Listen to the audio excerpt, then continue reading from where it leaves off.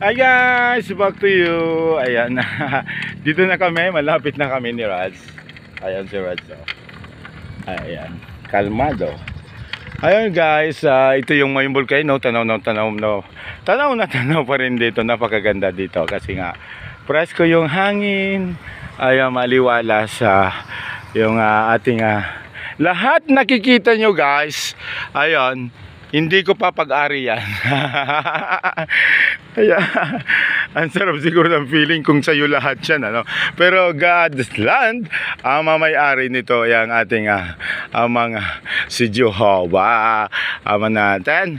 Ayan, then of course, pasalamatan natin si Papa Jesus, ang ating takapagligtas. Ayan, malapit na kami kay Nuestra Señora de Salvacion, yung pinaka-revoltong ginawa dito ng family ko.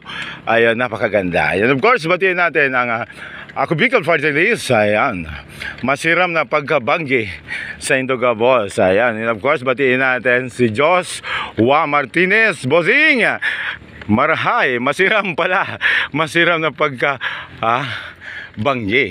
Kung ika may may panirang masiram, ayun, masiram talaga. Ayun, okay na ang tuyo. Tsaga na tayo sa tuyo. Ayun na. Ang ganda guys, ano. Ito na. Nuestra, pray for us, Nuestra Señora de Salvacion. Ayan. Ayan, ganda. Ayan guys, bali iikot tayo. Kunin natin yung pinaka front, ano. Ayun guys, oh. Ay, ganda. Pray for us, Nuestra Señora de Salvacion. Ayan, yung volcano. Ang ganda. Ay, promise, pumunta kayo dito. Ang sarap ng feeling. Ayun, tsaka guys, dito sa Tamahuyan, ayun, may babalita ako sa inyo. Diretso na yan. Tagusan na yan, papunta nga Bunga. Ayun, tagusan na yan San Joaquin, Mabinit.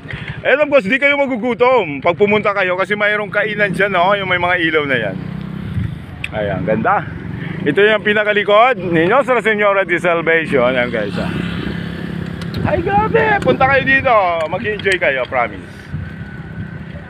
At darating ang mga ilang panahon pa, mga ilang years, tagusan nito guys. Ay, tatagos na to ng Barangay Bugtong. Itong kalsadang to, tagus na yan dyan.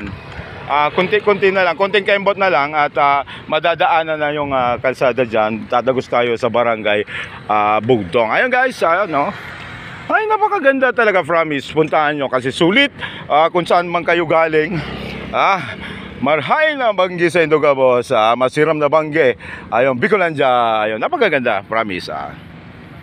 And of course, yan sa Maynila, magandang gabi po. Shout out natin yung mga taga-Pasig.